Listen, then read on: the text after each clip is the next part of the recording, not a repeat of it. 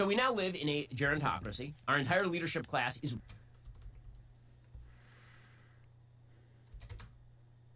Okay. Well, let's see how this goes. So we now live in a gerontocracy. Our entire leadership class is really, really old. And not only are they really old, they're not even good at their jobs. It's one thing to say that the old man on the mountain, well, at least he's good at his job. But if he's bad at his job and he is borderline senile, or he is already erratic and he's just growing more erratic with age, the question becomes, why as a population do we keep nominating these people? Why do we keep doing this? I mean, there are a few reasons why it might be a reality that we keep putting up in positions of power really old people. One could just be the power of inertia. That the person is in power, we just keep electing them because it's more comfortable to go with the devil we know than the devil that we don't.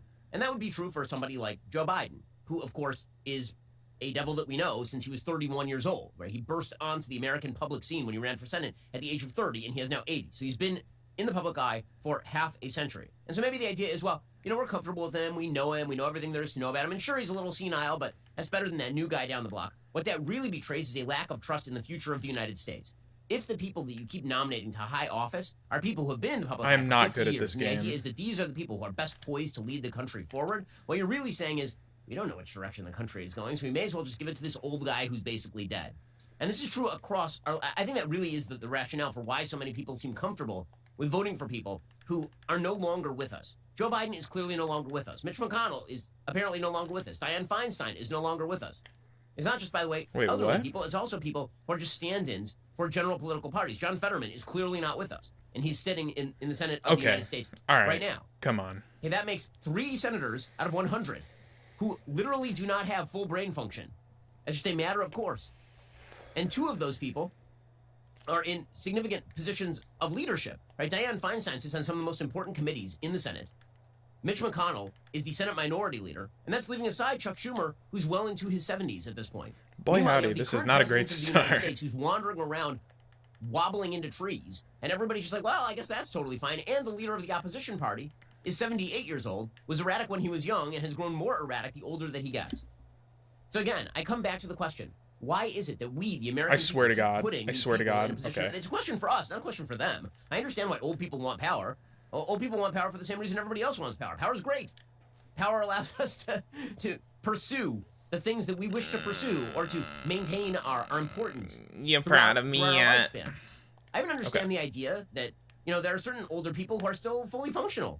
And there are people who are well into their 80s who are doing just fine. And Mick Jagger right now looks a lot better than the current president of the United States, which shows that a life of sex, drugs, and rock and roll actually apparently is very good for you. It's sort of a formaldehyde that preserves you forever. But when you look at the gerontocracy that now rules the country, what that really speaks to is the beginning of the end of the republic. Because again, if you can't trust the people who are 45, 50 to lead the country, if there's no vitality to the leadership class, what exactly are we doing? It's just a holding pattern, and everybody knows it. Joe Biden holding pattern is so much more attractive, apparently, to a majority of the American people than anybody who is 50, that he is going to run for re-election not being there. So yesterday... I mean, I know that this is what this whole podcast episode is probably going to be about, is this issue. I mean, it's literally called A Nation Led by the Elderly. But...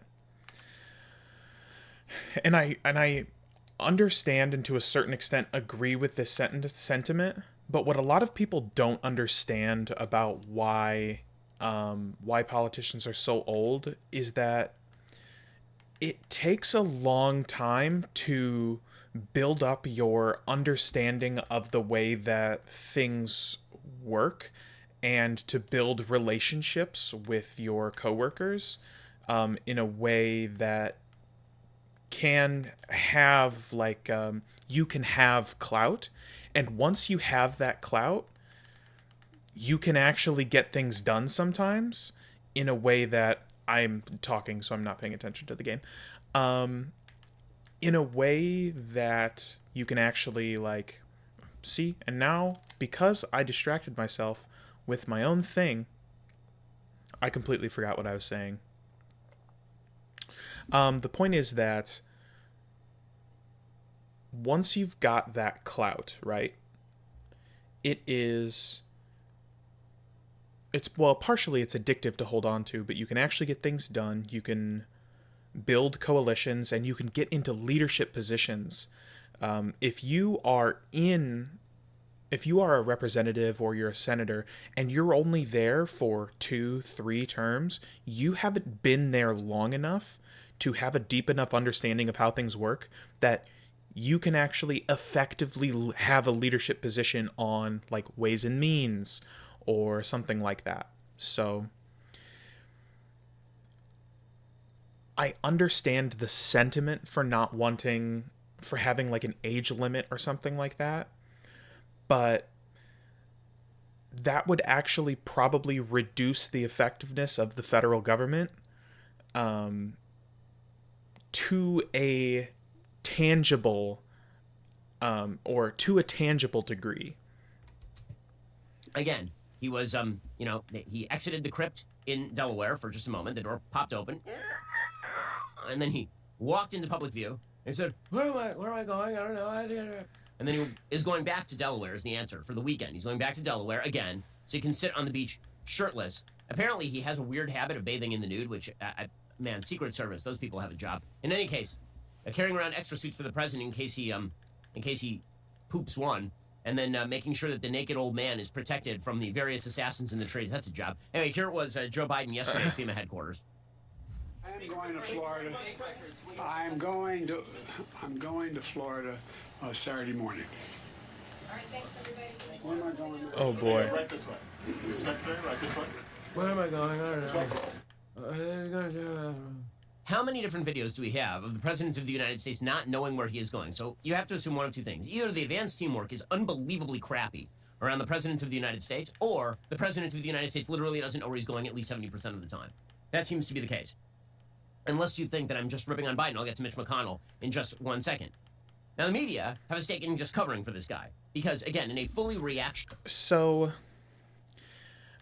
I actually kind of like how clumsy Biden can be and how much his age shows. It makes him feel more human to me in a way that I feel like Barack Hussein Obama. A lot of people forget the Hussein. I think it's very important. And Donald Trump, that's what the J stands for. Nobody talks about that. And I've let up a home run in the second inning of this new season.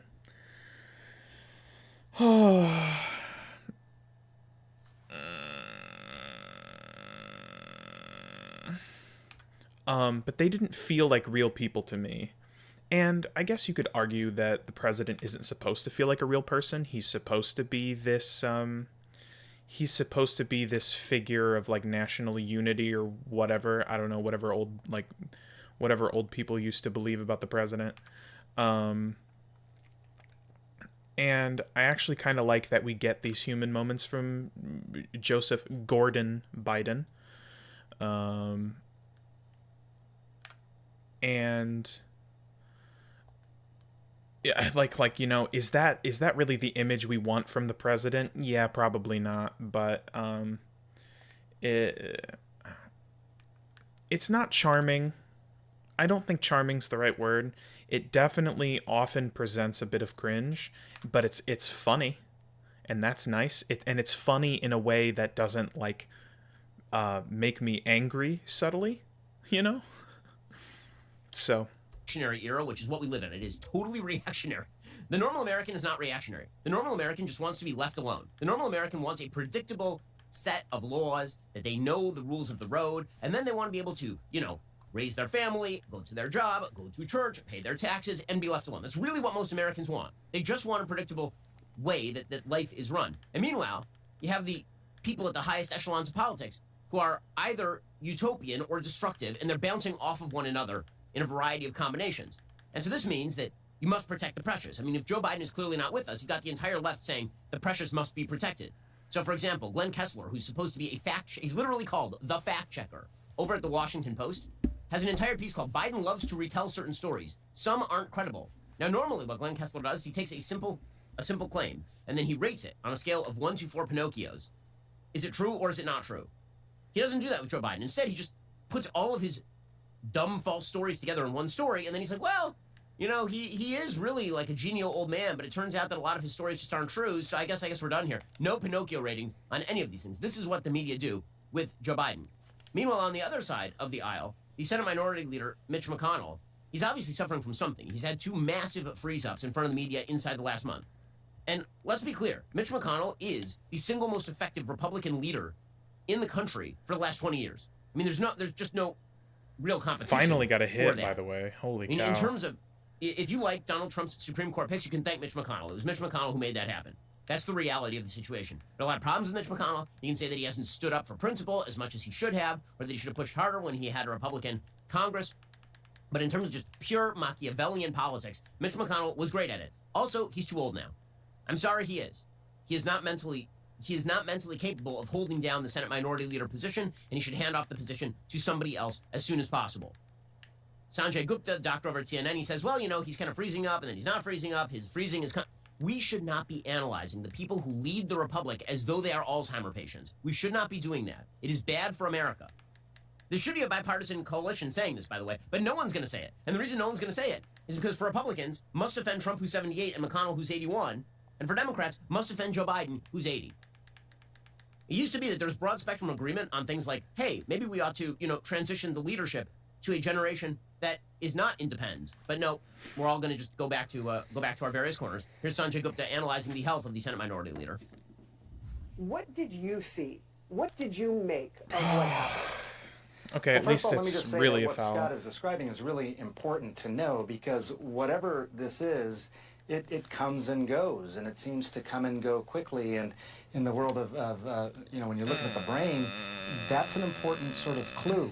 What I saw, and this is, I think, an appropriate term here, is the term freezing. That does sort of describe this freezing of his body, freezing of his speech, freezing of his face. His hands were very clenched to the side of the lectern. Okay, no problem. After all, we have many non-functional members of our top level of government. In just 1 second, we'll get to, the people who theoretically could take over for people like Mitch McConnell. We'll get to that in just 1 second. Oh and my we'll get God, to more are you corruption kidding me? in the Biden administration, because Joe Biden, it's not, the argument against Joe Biden, by the way, is not that he's senile. The problem with Joe Biden is that he's been corrupt for 50 years. We'll get to that momentarily. First, Vladimir Putin I'm called excited the US for dollar's that. drop in dominance objective and irreversible. Brazil, Russia, India, China, South Africa formally agreed to use local currencies in trade instead of the US dollar. That is not a shock. As the world becomes less global, as countries move away from the influence of the United States, they're going to break away from the US dollar. How do you protect your own asset base? Well, it's one reason to diversify into a precious metal like gold. This is why Birch Gold is busier than ever. Investors and savers are looking to harness the power of physical gold held in a the central bank tax bench. So there are people who are waiting in the wings for Mitch McConnell to step down. And contrary to popular opinion, even if McConnell steps down, Andy Beshear, the governor of Kentucky, can't actually just appoint a Democrat. Beshear's a Democrat, but they changed the law in the state of Kentucky so that Beshear has to choose from the same party as the person who stepped down, probably in anticipation of all of this. And he has to choose one of 3 people nominated by the state Republican Party. Why? So what is that going means on? that even if McConnell were I to step played a down practice completely from game the right Senate, before this he would where I be was like replaced by a testing Republican. my setup and stuff, The and same I thing, by played the way, is really true of Dianne well. Feinstein. And the this is second part of I when decide get that to this is the a real one, irritation that I I'm have just for the whatever. allegiance that people are having to these old fuddy-duddies. What it really comes down to is no one wants to establish a precedent that you should get rid of an elderly person in a position of power just because they're senile, because there are too many senile people in their own party they want to maintain. And that's particularly true at the top of the ticket. If you get rid of Dianne Feinstein for not being fully functional, what's the argument for keeping Biden? He's got a Democrat backing him up in Kamala Harris. I understand that you'd rather have the dead old white man running for president than you would have the very, very unpopular black woman running for president. But is that really an excuse, given that Joe Biden is not functional and everyone can see it? If they get rid of Dianne Feinstein, who legitimately cannot... Look, I think there's a difference between someone who stumbles over their words sometimes, and I popped up to center field, or not to center field, to the infield once again. There's a difference between someone who stumbles over their words and has awkward interactions with reporters, and someone who is incapable of making decisions, or at least is incapable of surrounding themselves with the right people to help them make decisions. Because at the end of the day, a lot of people don't like to think about this, and they actively dislike this view of the president. but that is kind of the president's job, is to surround themselves with people that help them make decisions, give them all the information, and advise them, give them opinions, and then now the president has the final say, and we can make an argument about whether or not Joe Biden is capable of doing that.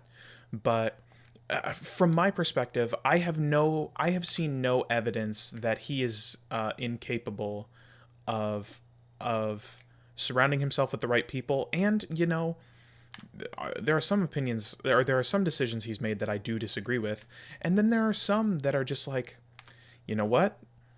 I completely agree with what he's doing here. Maybe I wish he would have done it a little differently. Maybe I wish it could have been timed better, or something. But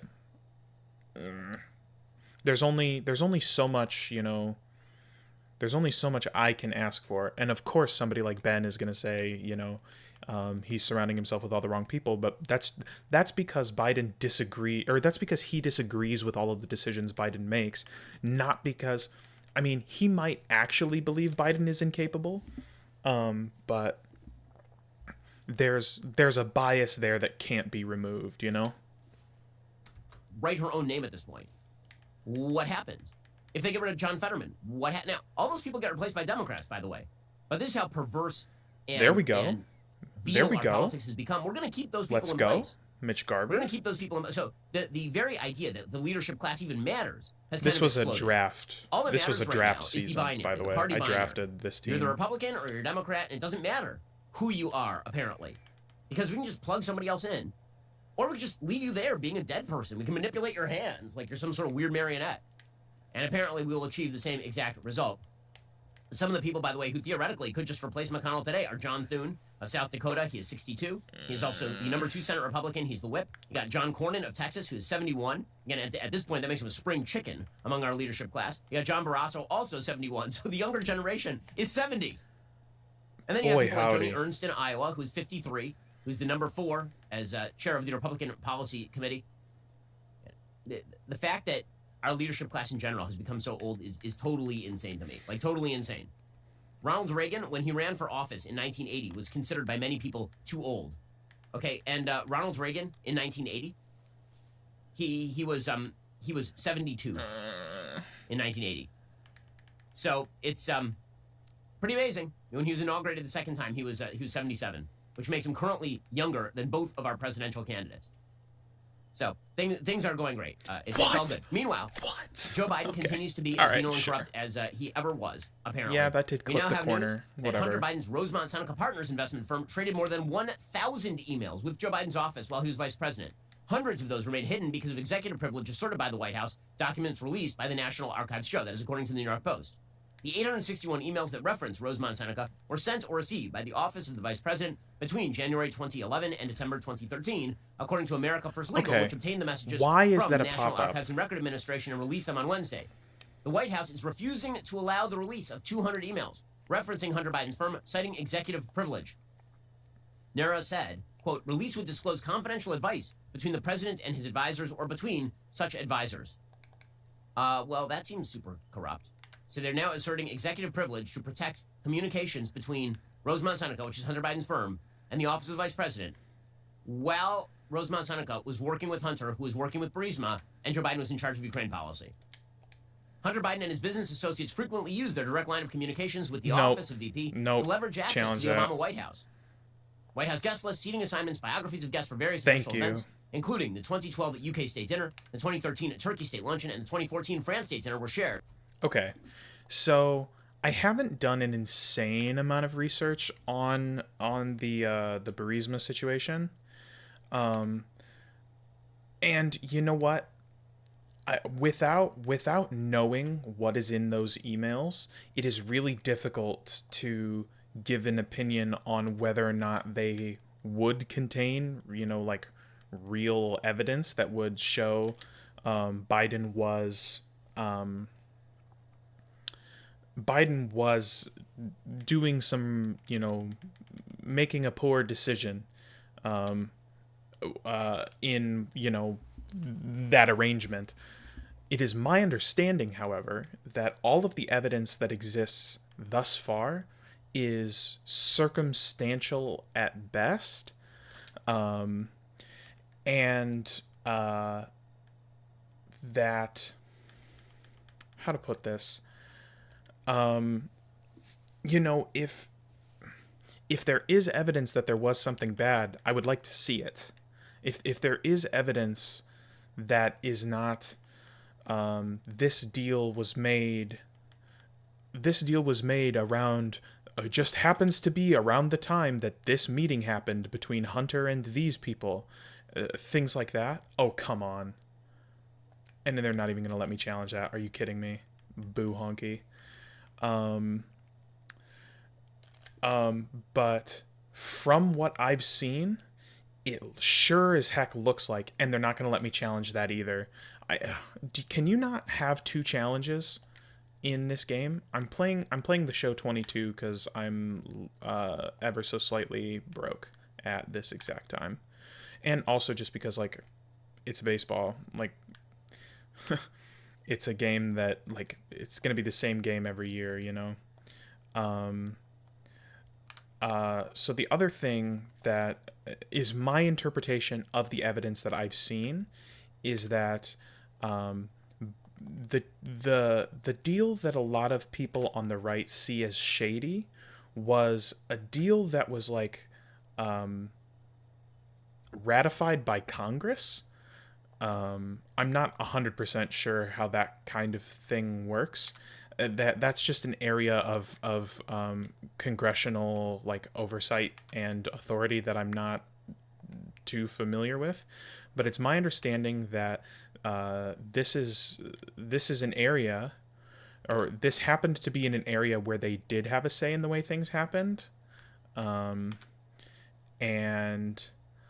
that would mean that a lot more people would have had their eyes on it, and that if there was something shady going on, we would have heard about it way sooner.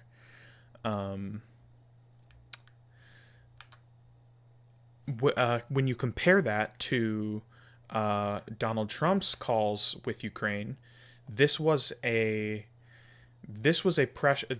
president withholding aid, or I don't even know if he technically did withhold aid, or if he was just, like, threatening to, and even if he would have had the power to actually withhold it. But he was either withholding or threatening to withhold aid. If was he on the phone with Zelensky? I think he was.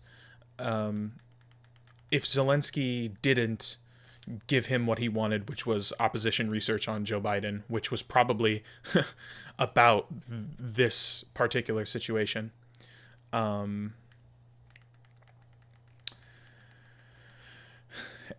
so that was, you know, do you understand that difference there? One of them was in accordance with a congressional action, and one of them was in opposition to a congressional action, which is why one of those is a problem and one of them isn't. Now, that's not to say I'm 100% certain no shady business went on involving Joe Biden, Hunter Biden, and Burisma. I'm just saying that the current evidence that I've seen, oh my God, it's only the first out. The current evidence that I've seen is circumstantial at best. There is no hard evidence that anything really went on. With Rosemont Seneca employees. Apparently, one email contains an invite forwarded to the White House for then VP Joe Biden to attend an event at the UCLA Berkeley Center for International Relations. Another invites then Second Lady Joe Biden to participate in a World Food Program campaign. In one frantic 2013 email, lobbyist Doug Davenport begs Hunter Biden's former business partner Eric Schwerin for tickets on short notice to the White House Christmas tour, indicating that Rosemont Seneca's level of access to the executive mansion was well known. But apparently, executive privilege is supposedly going to cover all of this. This should be litigated. This should end up in a court of law. Why would executive privilege cover supposedly benign emails regarding lobbying firms, including your son? It's totally wild. Meanwhile, apparently, GOP investigators are looking for a Boston connection in the Joe Biden pseudonym mystery. This is according to the DailyWire.com. A pair of Senate Republicans want to know if 9 boxes of materials retrieved from the Boston office of a personal attorney to Joe Biden contain any pseudonyms or personal email addresses. Senators Chuck Grassley of Iowa and Ron Johnson of Wisconsin sent a letter this week to NARA asking whether the agency had reviewed the contents of the boxes obtained earlier this year from Patrick Moore's law firm in Boston after allegedly being moved from Biden's former think tank in Washington, D.C. And then they asked if any of those boxes included pseudonyms and email addresses used by Vice President Joe Biden. So, again, there are a lot more shoes that are going to drop here. It is also true, as Kimberly Strassel writes today in the Wall Street Journal, that there will be more shoes to drop with regard to the Merrick Garland DOJ cutting its sweetheart deal with Hunter Biden. According to Kimberly Strassel, Merrick Garland is working hard to present David Weiss, who is the lawyer who cut the deal, he's the prosecutor who cut the deal with Hunter Biden's legal team, as operating independently, but the record is showing nearly every piece of justice, its political appointees, its tax division, senior officials, the FBI, had fingers in the Weiss probe. Should anyone have confidence this will change now that Garland has given Weiss the honorific of special counsel? The answer there, of course not. Joe Biden was asked about all of this yesterday, and he laughed, because why not? I mean, he is a carefree elderly gentleman. Hold on. I need to hear that again. Strassel writes today in the Wall Street Journal that there will be more shoes to drop with regard to the Merrick Garland DOJ cutting its sweetheart deal with Hunter Biden. According to Kimberly Strassel, Merrick Garland is working hard to present David Weiss, who is the lawyer who cut the deal, he's the prosecutor who cut the deal with Hunter Biden's legal team, as operating independently, but the record is showing nearly every piece of justice, its political appointees, its tax division, senior officials, the FBI, had fingers in the Weiss probe. Should anyone have confidence this will change now that Garland has given Weiss the honorific of special counsel? The answer there, of course not. Joe Biden was asked about all of this yesterday, and he laughed, because why not? I mean, he is a carefree elderly gentleman. Mr. Biden, speaking concerns about his ability to do his job. Do you have any concerns about his ability? I don't. President You want to talk to me about? To Congress. Do you want? Let's talk about why I'm here. Let's talk about what I mean. Well, will you ever talk about this? The answer, of course, is no, because then he might say something that would implicate him. Okay. So, I have no doubt in my mind that Hunter Biden withheld tens of millions of dollars of income or information that he had received tens of millions of dollars of income from the federal government. I don't know that it's actually tens of millions. It might have just been millions, but it was definitely millions. But it is my understanding that the whistleblowers that came forward and spoke to spoke to Ways and Means had conflicting stories with their supervisor, or with, is it Weiss? I think it was Weiss who their story conflicts with. And I don't like in this situation, like if you can't trust the institution, I don't know what to tell you. There are checks and balances for a reason, and I personally have trust that, especially something like this, where it seems like, I don't remember the exact amount, but Hunter, whose first name is Robert, by the way, I just learned that the other day. I don't know how I hadn't learned that. His name is Robert Hunter Biden. Come on, let's go. Who was that? I didn't even know who that was. Xander Bogaerts. I stole him from Boston, because this is the show 22, and I gave him a home in Philadelphia. And even though we're on the road in Houston, he is making waves. He's setting trends. He's outstanding. Robert Hunter Biden has either already paid or is agreeing to pay all the back taxes. And I mean, there should still be an investigation. And it sounds like there is going to still be an investigation. But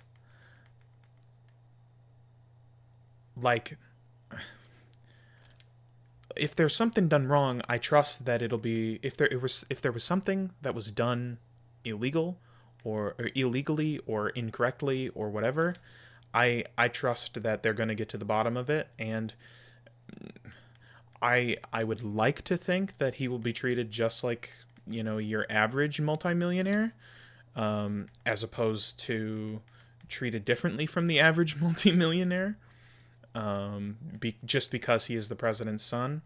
But if he is going to be treated the same, I just struck out on an absolutely wild pitch, that should have basically, been another solo blast. If he is going to be treated like your average multimillionaire, which is still, pretty well, it is going to be with the way that things are currently playing out. Or his son in corruption. In just 1 second, we'll get to the fallout from Joe Biden's border policy, his economy. It turns out the leadership class in the United States, in general, it's really bad.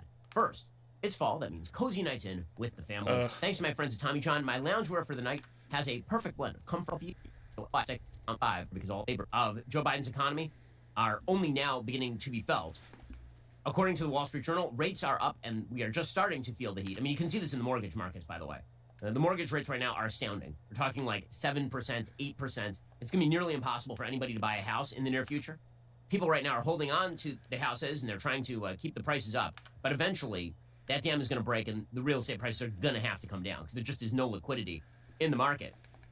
Taxpayers are exposed, according to the Wall Street Journal. Public debt held by the public rocketed from 35% of gross domestic product at the end of 2007 to 93% in the first quarter of this year, as Uncle Sam borrowed first to bail out banks, then to prop up growth, then to cut taxes, then to cushion the economy from the pandemic, and now to support manufacturing. So the burden of the debt was relatively low because the interest rates were low. But now, a lot of those interest rates are not low. 67% of the debt matures within 5 years. TD estimates that the U.S. pays an average rate of 3.4% on that debt, well below current interest rates. But that's not going to last for long. When we take out more debt, it's not going to be taken out at 3%. It's going to be taken out at 6%.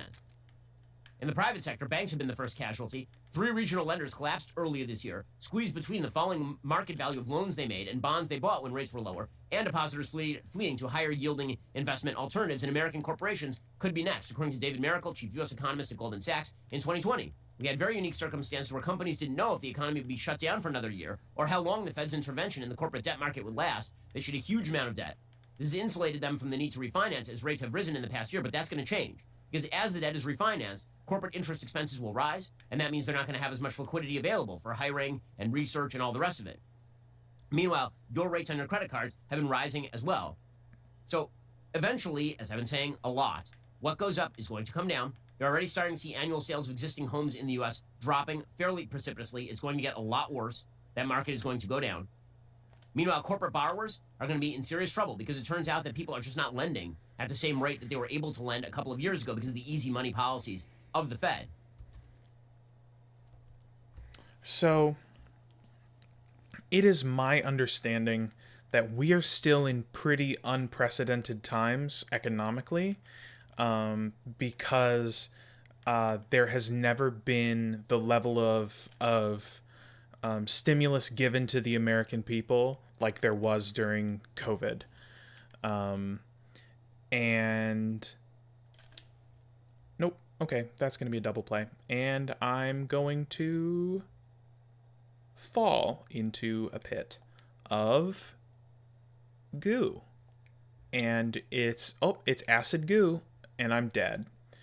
Yeah, no, it's my understanding that we're still in pretty unprecedented times, because of the stimulus, because of inflation, but the fact that the economy didn't really slow down, and so we're kind of in uncharted waters in terms of what to do about interest rates, and that, I need to actually pay attention, because if I'm not careful, I might lose the game here. And that would be sad and not fun. How far am I in this video? Okay. Boy, howdy. I really thought this game would take longer. Maybe just in my other save I play better, and so I don't know. yeah, so we're in pretty uncharted waters, and because of that, the Fed is experimenting a little bit, because they want the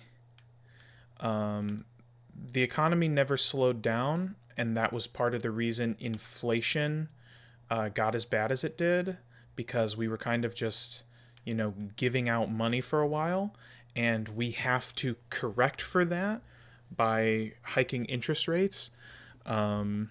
At least for a while. I won, by the way, because I'm a G. I am King Chowder, Lord of the Abyss, that is online political content. And that the hold on, I'm trying to remember. I just read a thing about this. That we aren't currently, the way things are going currently is almost exactly, hold on, no, the way that things are going, we are still on track to have a recovered economy in the near future. And we, you know what? I say this sometimes, and I feel like I say this, and people look at me like I've just murdered a child in front of their eyes. I the more that I look into economics, so many people so strongly disagree about just basic things. It's to the point where I genuinely feel like economics is astrology for boys. Xander Bogaerts, right off the bat, no pun intended. Xander Bogaerts making waves in his new home while we're on the road. Yeah, economics is just astrology for boys. I mean, we've got some particular areas where people have different theories, but like the other thing is that like there's really only been detailed economic analysis over in the last I don't know, 125, 130 years. I mean, Marx was only 160 years ago, and and we know how accurate his predictions were. Although I guess he was, really working with nothing. But I guess if you think about it, the physiocrats were like 100 years before him, so maybe there's been real economic analysis for longer than that. It just, are you kidding me? Are you actually kidding me? And they're not even gonna let me challenge that. Hold on, I have to watch that replay. Are you kidding me? Was that not close? Let's get in all nice and deep like. Oh, yeah.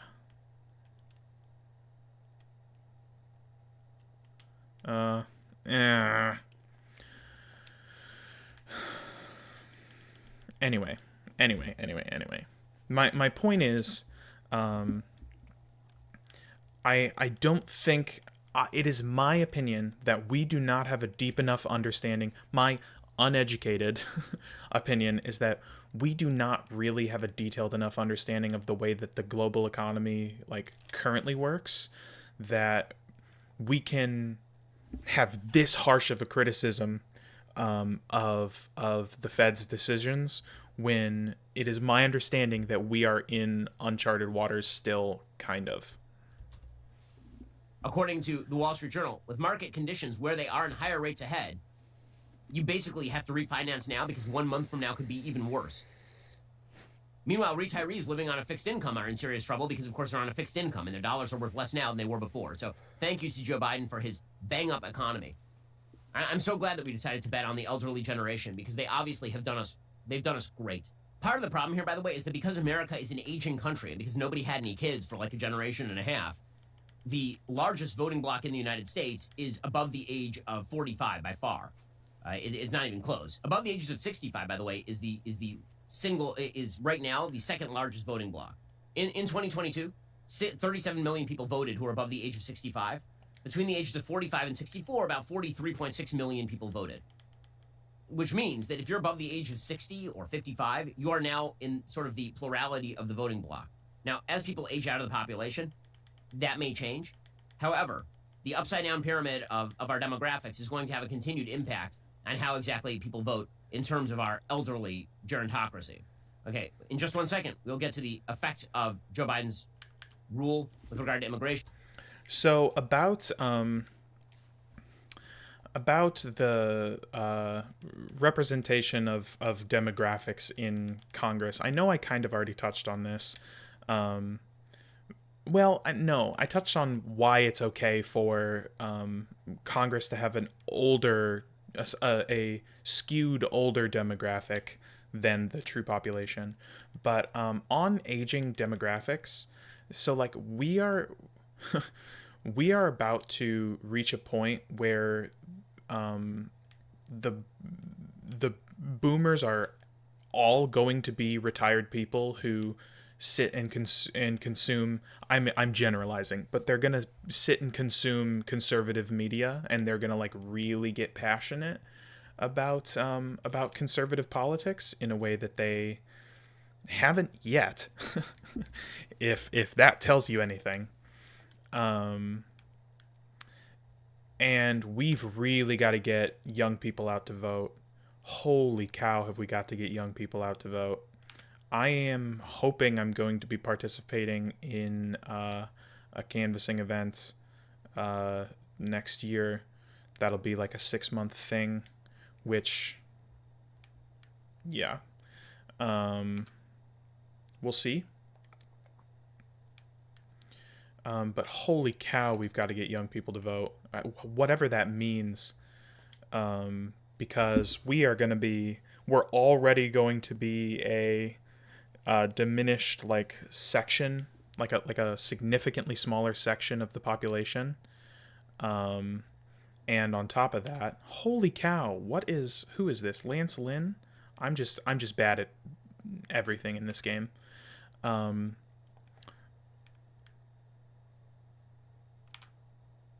We are going to have to give it everything we've got if we really want to be heard as you know, boomers start to have more time on their hands. It continues to be very bad. First, the Ben Shapiro show supported by top first week. According to the Washington Examiner, the driver of a Honda Odyssey who forced a school bus carrying elementary school children off the road and down an embankment in Ohio, killing one child and injuring 26 others, was caught illegally crossing the southern border and then released into the country by President Joe Biden in 2022. Hermano Joseph of Haiti was charged with aggravated vehicular homicide yesterday in Clark County Municipal Court for the incident, which happened as the children were being bused to their first day at school.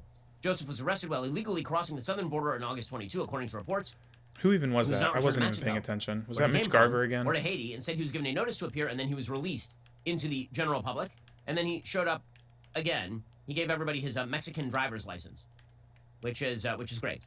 So he was living comfortably in Mexico, apparently, had an ID, and then decided to just pop over the border and apparently kill a child and injure 26 No, that's not other children. gonna catch that. Our border policies are a disaster, of course, but according to the Biden administration, all is well. Here is Karine Jean-Pierre, world's worst press secretary, pretending that Joe Biden has done a great job securing the border. The president has done more to secure the border and to deal with this issue of immigration than anybody else. He really has. June saw the single largest month-to-month drop in unlawful border crossing because of the policies. I got an itch in my eye. Okay, so, as Bill Malugin, the Fox reporter, points out, there were more than 7,000 migrants apprehended by Border Patrol on Tuesday alone after they crossed illegally. There's a brief lull in the weeks after the end of Title 42 in May, but illegal crossings are surging once again, so they're just lying about it, obviously. Meanwhile, Karine Jean-Pierre says that Joe Biden won't even meet with Kathy Hochul, who is the governor of New York. She's been talking about the disaster of mass migration into New York, illegal immigrants descending on the state en masse. And she's like, nah, Joe Biden doesn't have time for that. Dude's on vacation or Hoboken Beach. Something tells me that is not the attitude. Came by to discuss a very urgent matter in the state of New York and across the country, a lot of big cities. He did not meet with her. Why not? Something tells me that is not a true reflection of her attitude. And his chief of staff Kathy Hochul, I was mean. part of that meeting. I believe Secretary Mayorkas was part of that meeting. Hochul? Some of his Is that very it? Is that her high-level name? senior staff participated in the meeting with the governor, which is, as you said, a very important meeting to have. He has a very good relationship with the governor. We've been every time we're in New York. The president, in practically every time, the president engages with the governors. They have a very good relationship. Look, the president has a lot of it on his plate. Yeah, he has so much on his plate, which is why he's been on vacation for nearly the past 6 weeks, with minor breaks to visit Maui and tell stories about a kitchen fire that he once had. So everything is going great. Meanwhile, on the other side of the aisle, has he actually been on vacation for 6 weeks? I don't know. I haven't heard anything about a Fulton that. County judge on Thursday, That doesn't mean it isn't Scott true. McAfee, he says that all court proceedings in the election interference case against Donald Trump and his 18 co-defendants will be live streamed and televised, which is going to be amazing for the country. Now, listen, I'll be real about this. I'm not against this. I think the fact that we should have more transparency. If we don't trust our institutions, watching the institutions work would be the only way to restore trust in our institutions. So I'm all for more sunlight and more transparency. My guess, honestly, is that Team Trump, I'm not sure how against the television they are, because the prospect of watching these people go after Trump in the dock may not be bad for Donald Trump in, say, the primaries. In an order issued on Thursday, McAfee said members of the media would be allowed to use computers and cell phones inside the courtroom for non-recording purposes during court proceedings. There will be pool coverage for television, radio, and still photography as well. So we're all going to get to watch the trial on TV. Is this something that they would contemplate if this were a Democrat in the dock? I have serious doubts about that. But for those who are hoping that Donald Trump is running a well-calibrated campaign that's taking advantage of all of this, some bad news. Apparently, his super PAC is almost broke. They've raised $157 million and they've spent nearly all of it on legal costs. According to USA Today, that's Donald a Trump recurring is running out of other problem people's for money him. to spend on his legal bills. His key fund has spent nearly all of the more than $150 million it raised, and is sitting on less than $4 million. The He's already one dug into his problem fund for 2024 ads with and borrowed money playing to post bail in 22 Georgia. is that they Some have of his to allies shift are begging still. for donations, saying that he is not paying their legal bills. They're saying that his legal bills will total millions of dollars, if not tens of millions of dollars. But that's blowing through an awful lot of money. I mean, $150 million that he has blown through at this point. And what do you spend it on? Have you seen any Donald Trump ads? Donald Trump has been running this campaign on the basis of he's the most famous person on earth and has been for half a century. But it is amazing. I mean, they've spent almost $155 million is since this the picture 2020 really election. that bad? And they spent $60 million making transfers to Trump's 2024 campaign super but I'm PAC, scoring, Make America like, Great Again. But that super PAC refunded $12.3 I've had million 4 runs in to 3 save innings, America like... in May and June. Otherwise, Save America would have been in debt. Apparently, during the same time period, May and June, Save America spent $21.6 million on legal expenses. This is a lot of money. That's a lot of money. Which, by the way, is not an amazing way to run a campaign. Once again, Donald Trump is a billionaire. If you're giving money to Trump's campaign, you should really want him to spend that on, targeting Joe Biden. But that's not where the money is being spent. Meanwhile, Donald Trump is trying to go after Governor Brian Kemp in Georgia. He's suggesting that Brian Kemp should start impeachment proceedings against Fani Willis, who's the DA in Georgia. There is no ground. There's no legal ground for impeaching Fani Willis. Now, you can say, okay, well, there's no legal ground for her going after Donald Trump either. But it's not up to Brian Kemp. The state legislature is not going to do it, which means it's not going to get done. And it's just going to be a bunch of political posturing and theater. And so Brian Kemp, honestly, to his credit, is like, you know what? I'm busy running a state here. Somebody has to be an adult in the room. I mean, at some point. Here's Brian Kemp. The bottom line is that in the state of Georgia, as long as I'm governor, we're going to follow the law and the Constitution. I can't believe he beat Stacey or Abrams. harms politically. Over the last few years, But we got Warnock some and inside outside Ossoff, so... of this building may have forgotten that. But I can assure you, Was that I the have same not. election cycle? And in Georgia, we will I not don't even be remember. engaging in political theater that only inflames the emotions of the moment. We will do what is right. We will uphold our oaths as public servants. Love that saw wave My in belief this that our audio. state Holy will be shit. better off for it. He says we have a law in the state of Georgia that clearly outlines the legal steps that can be taken if constituents believe their local prosecutors are violating their oath by engaging in unethical or illegal behavior. Up to this point, I've not seen evidence that DA Willis's actions or lack thereof warrant action by the prosecuting attorney oversight commission. Okay, like again, a bad prosecution doesn't necessarily mean that Brian Kemp has the power or the ability or should use that ability to do this. Now, again, I totally get the reactionary sentiment, which is Fannie Willis is doing something wrong, so violate whatever laws you have to in order to get rid of her, since she's violating whatever laws she has to, and go after Donald Trump. The problem is that in the state of Georgia, the reason that Brian Kemp, the predictable result of this, like, no one has any second order thinking it ever. Okay, so let's assume that Brian Kemp did what you want him to do. Let's assume that Brian Kemp and the state legislature in Georgia, which is a very purple state now, thanks to the ministrations of people like Donald Trump, let's say that they went ahead and they moved for the impeachment of Fannie Willis. And let's say that they got it. Let's say they achieved the impeachment of Fannie Willis. How do you think Republicans are going to do in the election after that?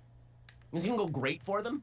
Or do you think that they might run into some issues? Brian Kemp stood up to the attempts to overturn the results of the 2020 I wasn't election paying in Georgia, attention to the and then won an count. overwhelming victory Xander against Bogaerts, Stacey Abrams, 2 for 2. who supposed Stacey Abrams, lest we forget, was such an amazing goddess according to the left that they made her the empress of all Did he go the yard? universe on Star Oh my Trek. God, That's what he's Stacey Abrams was. insane. And she was defeated He's solidly insane. by Brian Kemp.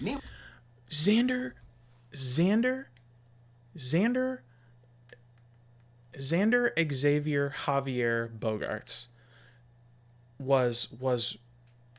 rose from the ashes of the Boston Red Sox, and I stole him from the Padres before they could even get their Catholic hands on them. Oh, and then I did that. I stole him from the Padres before they could even get their creepy priest hands on him. And I brought him home to Philadelphia, and we are on the road in Houston at Minute Maid Park, I believe is what it's called, and he is delivering. He is a god among mortals. Meanwhile, in that same exact race, Herschel Walker, Donald Trump's chosen pick for Senate, lost to Raphael Warnock. So instead of fighting Pyrrhic victories that end up actually undermining the ability to win elections in the future, maybe we ought to use a little bit of political smarts here. But I guess that's the question. Are we in the business of Pyrrhic victories? Or Pyrrhic losses, as the case may be, because you may not even get what you want? Or are you in the business of, long-term building in order to stop the left's agenda? And it seems like everybody is a short-term thinker. This is one of the other reasons why, as to get back to the first topic we discussed, Trump one of is the reasons definitely why a short-term thinker. 80-year-olds at the head of government is because you can only, it's like buying a short-term bond. Right? One of my The favorite expiration conversations date to on have the with thing people very, is very like soon. So discussing we are so whether or uneasy not about the long-term future. We don't Trump build actually movements thought he anymore. was going to We win make his first short-term election. plays in the hope that the other side will make a bad short-term play.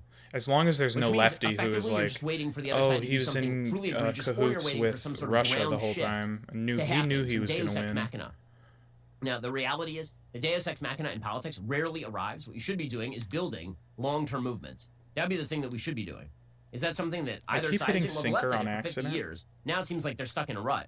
The right did it with regard to Roe versus Wade, and they achieved victory in getting the Supreme Court to overturn Roe versus Wade. Which is But it actually seems like super movement building's a lot negatively of hard work, happening. it's a lot of incremental It's work, actually it's not rewarding. the overturning of Roe v. Wade is super negatively impacting the the right, and it's what they deserve, honestly. I mean, they've been harping on this as long as I've been alive. My guess is since Roe happened in, what was it, 72, 75, somewhere around there. And now that it finally happened, it killed a bunch of their, get people to vote stuff. I mean, the only one way that could actually not be that bad for them is if Democrats play really hard into like reestablishing Roe in some sense. And if that's the case, there are a couple of potential outcomes. Talking about abortion ignites a group of people to vote that hadn't been voting before and are now going to vote blue because of abortion. Or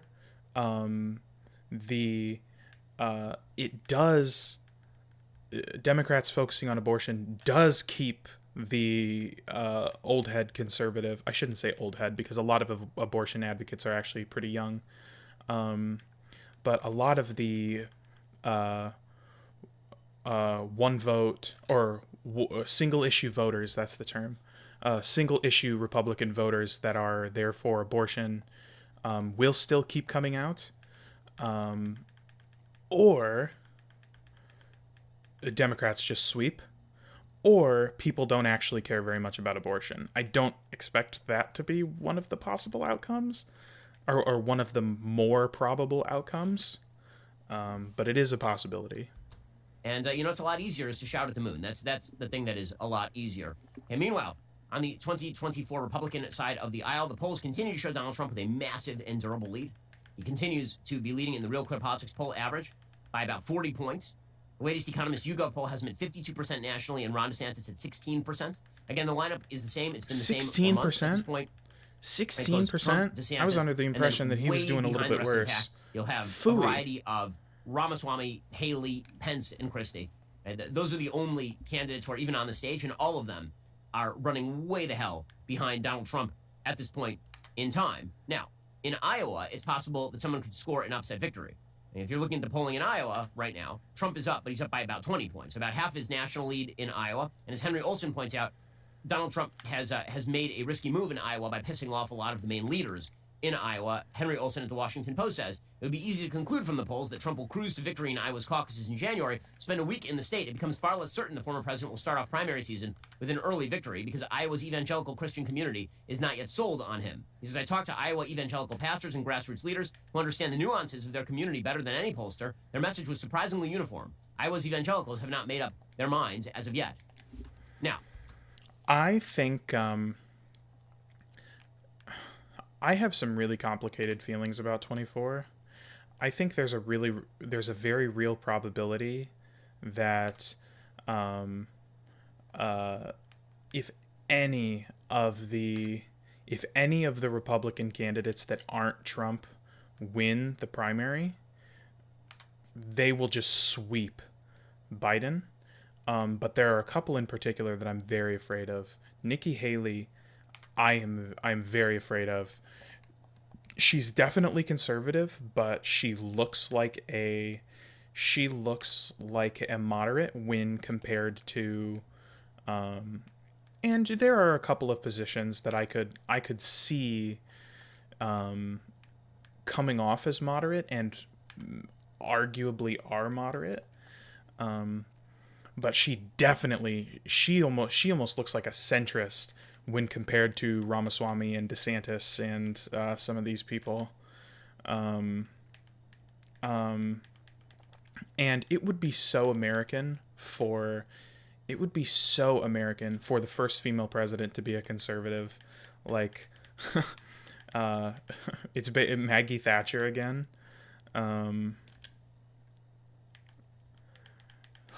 The American Maggie Thatcher. I expect that I would actually like her more than Maggie Thatcher. I don't actually know very much about Maggie Thatcher.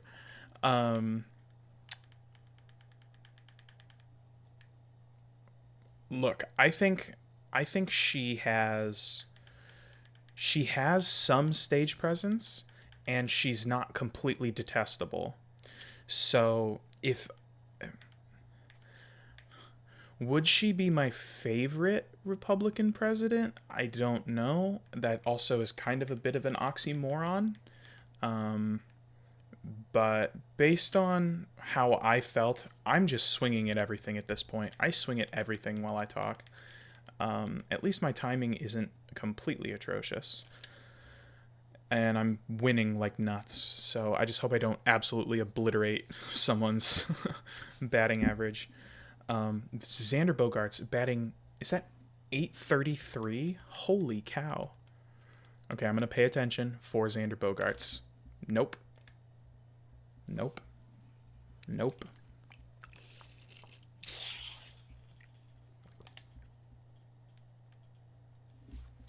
Okay. Could Trump lose Iowa and still win the primary? Sure. I mean, he absolutely could. The real question is whether the field is going to consolidate and whether it's going to consolidate behind one alternative candidate. Even then, Trump still has the upper hand according to current polling, unless something dramatic changes. Get to more on that in just 1 second. First, have you ever craved a nice barbecue meal with the family? So I use the barbecue all the time. I'm out there grilling because I need my Xander protein. This is where Bogaerts. Cinch comes in to save the day. Are you because kidding me? Sometimes Oh you my go to the God. grill, you turn on that I wonder propane if that'll tank, count as a no, double. there is no Did Xander propane. get there in This time? is why Cinch Probably fixes not. it for you. Cinch is a propane grill tank home delivery service. They deliver propane. You middle of the spokes boring decided to start producing Jeremy's chocolate. The campaign was a huge success. We sold out in a matter of days. Then we got more in stock. Those also sold out. The best chocolate. You should hear it. Here's a little bit of the. These were people. To a force for good in the conservative movement. It's a great conversation. Everybody should hear it. Here's a little bit of the trailer. I just started looking at the people around me and these kind of left-wing, radical student groups and political movements. And what I found is that these were people who were the sons and daughters of the most elite people from around the globe. Is it just me, or does this guy... This guy looks like the exact middle ground. Like, he looks like if you were to put Michael Knowles and Ben Shapiro's faces into one of those, like, what would our baby look like app? What would our baby look like apps? That is what he looks like. It's like to a T. It's kind of weird. These are people who are using this vocabulary cynically to establish their own status, to establish their own power, and then after a couple of years of wearing the keffiyeh, are going to go on and take over their father's company. And that was really the question. Well, if these people are utterly amoral Who is frauds, this guy? I maybe missed there's that part. something wrong with these ideas. Make sure you check out the latest episode of the Ben Shapiro Show Sunday Special this Sunday on Daily Wire Plus, YouTube, and anywhere you listen to podcasts. Meanwhile, you need to take a look at the other Republican candidates. Nobody seems to be gaining a ton of momentum. So Ron DeSantis handled the latest hurricane in Florida quite well. Everybody sort of understands that, except for, of course, President Trump, who is ripping on him consistently throughout the handling of the hurricane, because this is the way we do our politics. Aledmus Diaz. Now, DeSantis handled it pretty well, according to What a Politico. king.